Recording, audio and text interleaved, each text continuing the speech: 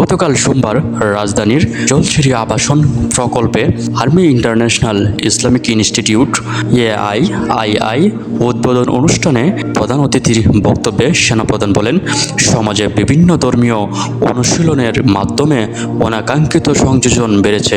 এসব থেকে বেরিয়ে এসে কোরআন সুন্নাহ ভিত্তিক সঠিক শিক্ষা ও মূল্যবোধ প্রতিষ্ঠা করতে হবে। এই লক্ষ্যেই আধুনিক ও ইসলামী শিক্ষার সমন্বিত শিক্ষা ব্যবস্থা গড়ে তোলা জরুরি। ওয়াকারুজ্জামান বলেন, বিদাত চেয়ে গেছে এদেশে, দোয়ার মধ্যে বিদাত, নামাজের মধ্যে বিদাত, সবখানে বিদাত চেয়ে গেছে।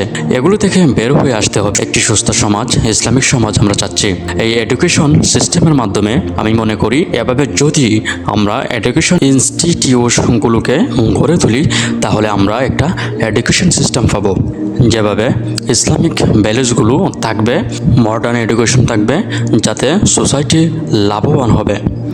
আধুনিক ও ইসলামী শিক্ষার সমন্বয় ছাড়া ভবিষ্যতে নৈতিক, দক্ষ ও মানবিক জাতি গঠন সম্ভব নয় মন্তব্য করে সেনাপ্রধান বলেন, বর্তমান শিক্ষা ব্যবস্থায় একদিকে আধুনিক শিক্ষায় ইসলামী মূল্যবোধের ঘাটতি রয়েছে, অন্যদিকে ইসলামী শিক্ষায় আধুনিক জ্ঞান ও দক্ষতার অভাব দেখা যায়। এর ফলে ইসলামী শিক্ষায় শিক্ষিত অনেকের সমাজে কার্যকর ভূমিকা রাখার সুযোগ সীমিত হয়ে পড়ে। তাই সময়ের চাহিদা অনুযায়ী আধুনিক ও ইসলামিক শিক্ষার সমন্বিত শিক্ষা ব্যবস্থা গড়ে তোলা জরুরি।